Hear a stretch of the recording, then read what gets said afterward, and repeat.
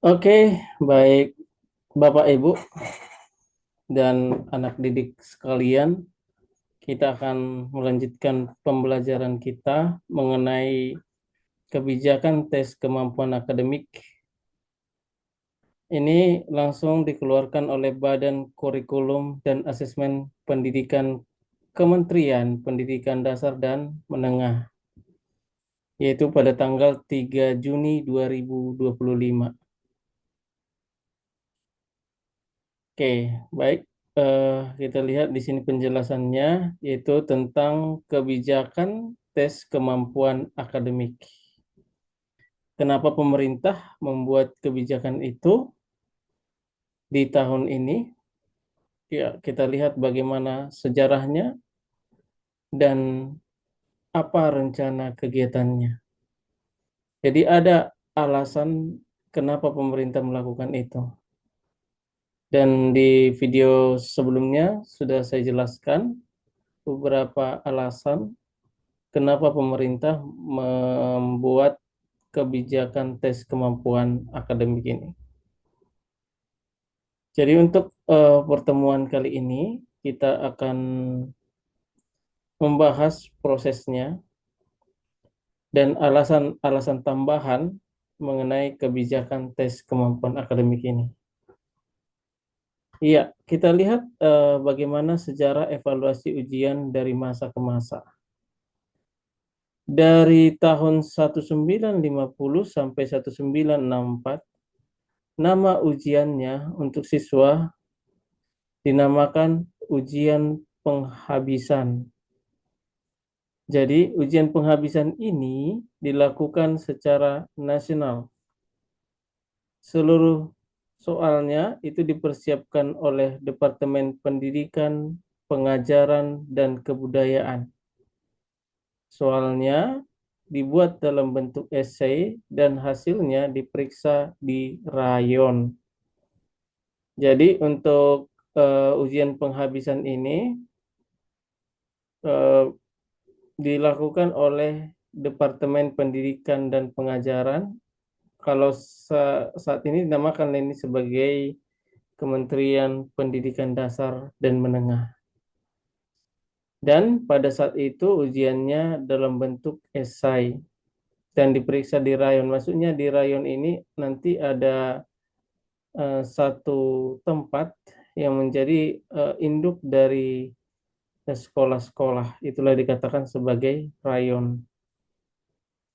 Sebagai contoh, eh, rayon SMA Negeri 1 Medan yang menginduk ke situ, ke SMA Negeri 1 Medan ada beberapa sekolah.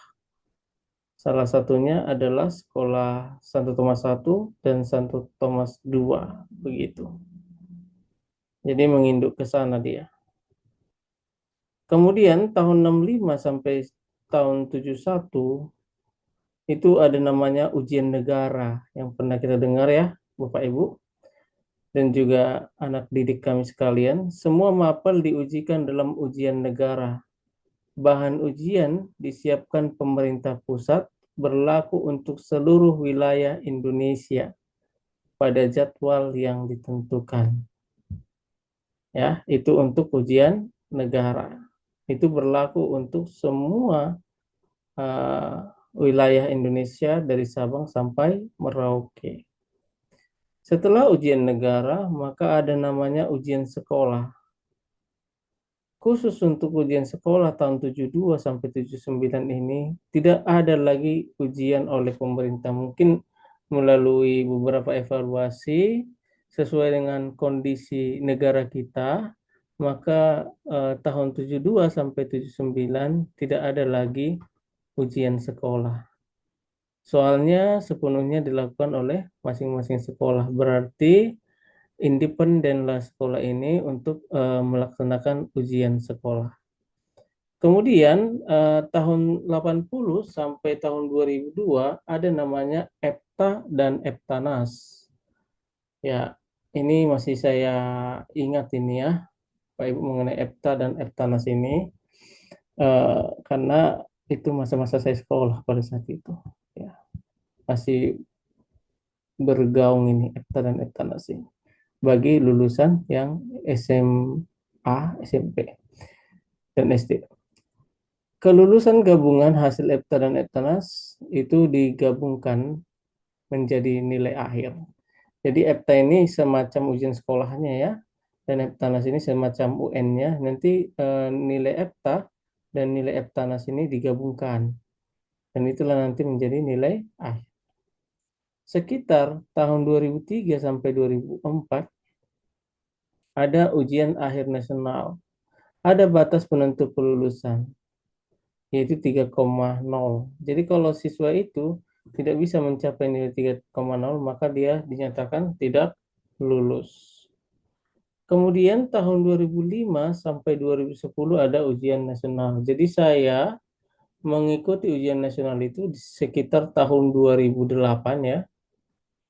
Jadi batas minimum yang harus saya capai itu adalah 5,5 untuk setiap mata pelajaran, dan ada lagi ketentuan-ketentuan khusus untuk setiap mata pelajaran supaya siswa ini bisa lulus.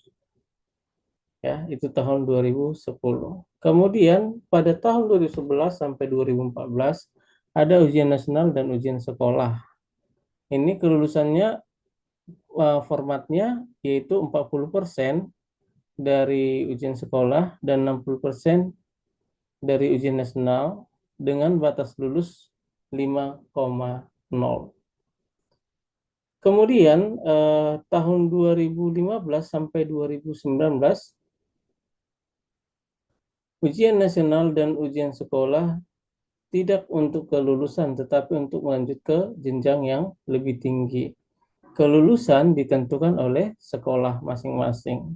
Jadi tahun-tahun sebelumnya di tahun 2014 ke bawah itu kelulusan ditentukan oleh nilai UN, tetapi di 2015 mungkin karena banyaknya persoalan, banyaknya permasalahan tentang ketidaklulusan siswa untuk mata pelajaran yang sudah di UN-kan, maka pemerintah mengambil kebijakan bahwa UN itu bukan untuk menentukan kelulusan di tahun 2015 sampai 2019. Tapi itu berhubungan untuk ke jenjang yang lebih tinggi lagi. Kemudian tahun 2021 sampai 2024 ada namanya asesmen nasional. Apa ini asesmen nasional? Asesmen nasional itu adalah evaluasi sistem pendidikan yang tidak mengukur hasil belajar secara individu, tetapi hasil belajar individu itu diukur oleh ujian sekolah yang juga menjadi penentu kelulusan. Jadi yang menentukan kelulusan itu adalah sekolah. Jadi asesmen nasional ini semacam untuk menilai kemampuan dari institusi sebenarnya ya, bukan kemampuan dari pribadi siswa tersebut. Oke.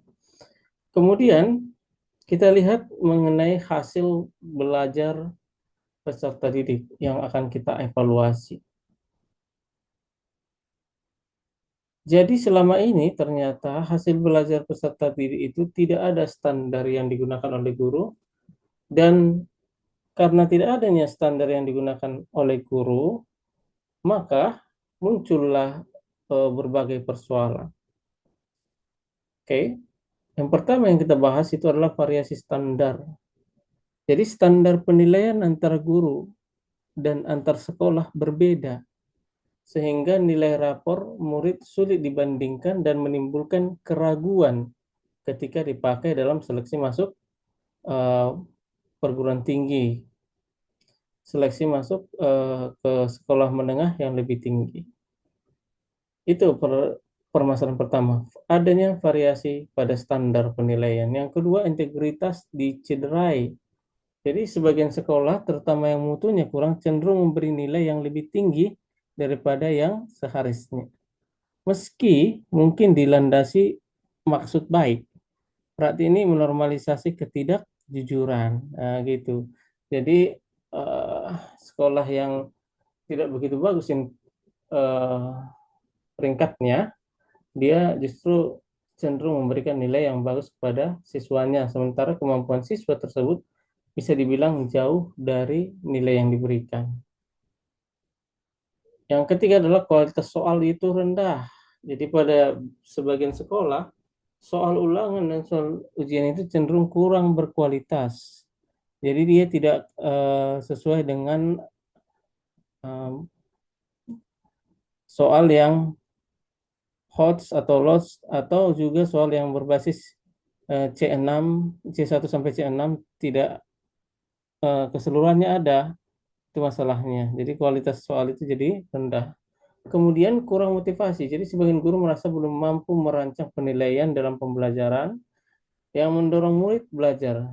Tanpa adanya ujian dari pemerintah, sebagian murid juga kurang termotivasi karena persepsi bahwa mereka itu pasti naik kelas atau lulus dari jenjang pendidikannya tersebut. Jadi motivasinya kurang. Jadi salah satu alasan kenapa pemerintah membuat eh, TKA ini yaitu karena variasi standar. Alasan-alasan lainnya karena integritas yang sudah dicederai, ada bentuk ketidakjujuran juga ya, kualitas soalnya juga rendah karena tidak ada evaluasi dari pihak lain. Jadi guru yang memberikan soal ya sesuai dengan kemampuan dia lah. Jadi kalau nanti kita lihat dari TKA kan itu kan soal itu akan dicek lagi oleh bagian pengamat soal, gitu ya, apakah soalnya ini sudah valid atau tidak. Kemudian di sini dikatakan bahwa hasil evaluasi oleh guru dipandang kurang handal untuk digunakan pada kondisi yang melibatkan perbandingan antar sekolah seperti seleksi penerimaan murid, jalur prestasi, seleksi perguruan tinggi dalam dan luar negeri. Oke, kemudian kita lihat di sini ada kredibilitas evaluasi. Jadi kredibilitas evaluasi yang tidak terstandar atau evaluasi terrendah terlihat pada perbandingan distribusi nilai dari 3 program evaluasi ya.